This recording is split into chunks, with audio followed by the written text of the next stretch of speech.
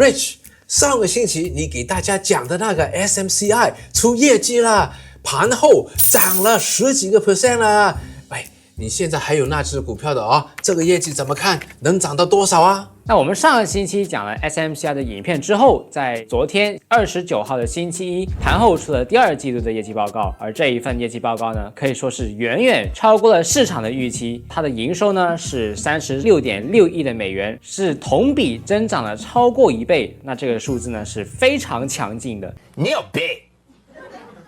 那什么是同比增长呢？就是跟上一年同一个季度去做对比。那为什么我们不跟上一个季度，也就是 SMCI 的第一个季度去对比呢？那因为这个股票的营收可能会受到季节性的影响。那举个例子，我们都知道中国的电商行业在双11会有一个大促销的活动。那一般来说呢，第4个季度的销售额呢是远远会比其他季度更高的。那如果我们在第一个季度去看这个电商的行业，然后我们去跟上一个季度环比去对比的话，其实是十分的不合理的。那所以我们一般去看这些公司的时候呢，都会用同比增长而不是环比增长。我们接下来呢来看一下它的净利润是达到了2.96亿的美元，同比增长呢也是有超过68%。那什么是净利润呢？就是我们把这个营收扣除掉所有的成本开支和税务之后呢，就能看到这个公司净赚了多少。而我们来看一下它的 earnings per share 是从每股3.1块涨到了差不多5.1块左右。那什么是 earnings per share 呢？那其实就是把我们刚才说到的净利润除以它的发行股票，那这样我们就能得知它每一股到底赚了多少。那我们整体来看，它这个业绩报告的增长呢是非常强劲的。接下来呢，我们来看一下 SMCI 的技术分析。我们可以看到它的周线图，它的买入的成交量呢是有史以来最大的一个星期，那从而是推高了这个股票的股价。一般的散户呢是没有办法以这么大量的成交量去购买一只股票的，只能是一些机构的投资者大量的买入了这个股票。所以我们也看到这个公司在过去的几个星期也是涨了很多。这一次的业绩这么亮丽，不排除有更多的投资者和机构会大量的买入这个股票。那当然也不排除有一些投资者他可能已经赚了很多，可能会有获利回套，从而有一个调整。但是我们长期来看的话，这个公司它的未来也是有增长的可能性。Oh my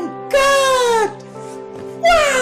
那上一次 Rich 就是用了选股5部曲来给大家演示，并且用 SMCI 这只股票来做案例。当然它还没有卖，所以我们只讲到第4步。其实第5步什么时候卖是更重要的。有句话叫会买的是徒弟，会卖的才是师傅。今天我们邀请 Rich 给大家讲解他如何卖一只股票，卖完之后那只股票马上下跌。Rich， 昨天我看到你在盘前已经看到拼多多的卖出信号，盘前就放了，结果拼多多一开市就是裂口低开，一口气一直往下跌。到底是看到什么信号可以及时离场啊？那我去年的时候是在大概60几到70几块的成本买入了拼多多，到现在呢也是超过了1倍的盈利。而当时候呢，我是看到了拼多多它的基本面是远远的超过了它的竞争对手阿里巴巴和京东。当时候呢，中国市民的消费开始降级，消费者是更愿意去购买一些更有性价比和便宜的东西，所以在那个时候呢，主打便宜的拼多多它是大幅度的跑赢了它的竞争对手。而除此之外呢，拼多多也是推出了很多的新的促销方式，包括了百亿补贴、砍一刀等等的策略。那在那段时候呢，也是吸引了很多的用户。而拼多多旗下的海外品牌 Temu 在过去也是增长十分迅速，抢占了一些海外的市场。拼多多在过去几个季度的盈利增长呢，是远远超过了京东和阿里巴巴，它是有93.9%的增长。那对比阿里巴巴只有个位数字8.5%的回报呢，简直是天差地别。那在上一次拼多多的业绩出来之后，它的股价从100块左右一口气涨到了140多块，涨的是非常的多的。很多人犯了一个错误，就是涨了一点点就卖掉获利离场了，结果就很可惜的看着它继续的涨。Rich， 你当时是用了什么的策略？等到到现在这个高位才卖呢？那我们来到第5步，什么时候卖？其实并不是看，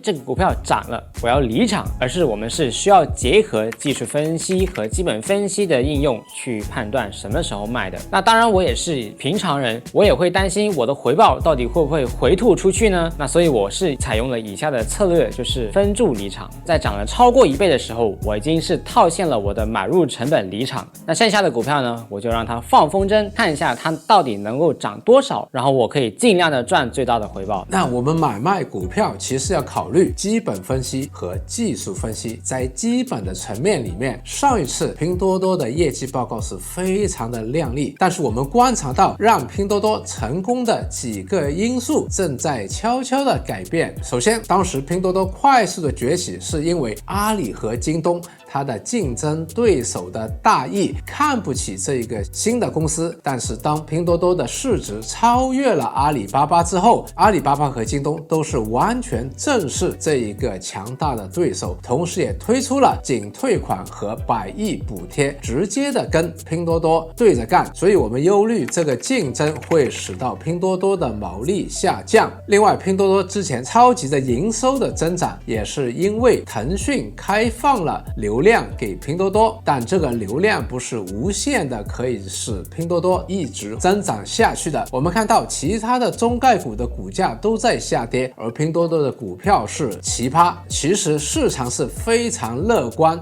拼多多这一个高速的增长可以一直维持下去。当然，我们不排除拼多多真的可以这么高速的成长下去，但是我们考虑到万一它下一个业绩报告出来之后成长有所放缓，或者让市场失望的话，拼多多从现在中概股的奇葩会变成其他的中概股一样。如果这个情况发生的话，它一下子会跌很多。所以我们已经是打算想卖了，只不过我们最后卖的时候还是在等待一个明确的卖出信号。那 Rich， 昨天你看到了什么卖出信号，使到你这么果断在盘前已经是放掉了拼多多呢？那在1月19号的 GMT 的时候，我分享过我自己的卖出方式，就是继续等待这个股票，让它继续涨，把我的止盈单设在50天线以下的2%左右。那在昨天盘前的时候，我使用的富途证券商已经自动的帮我卖掉了这个股票，那结果我是避开了开市之后的跌幅。那这里我也想感谢一下富途，因为富途的功能非常强大而且方便，让我可以在盘前或者盘后也可以投资交易美股，甚至有一些股票可以做到24小时交易。那大家如果还没有开户的话，我帮大家争取了一个最优惠的开户礼物，可以点开下面的链接了解更多。而现在我们看回拼多多，我们可以发现其实昨天也是一个非常大的成交量的裂口下跌，那这个也是一个技术分析的卖出信号。那大家知道现在普遍的中概股都不是那么好，能够在中概股当中找到拼多多这样的奇葩，而且可以获利1倍以上，真的是不容易，也是给我们看到投资还是要学习的，只要大家肯学习，将来一定会有很好的回报的。如果你也想学习更多，可以在下面的资讯栏了解我们的选股5部曲。而这个星期是美股的财报季，当中有很多的大公司也会出业绩报告，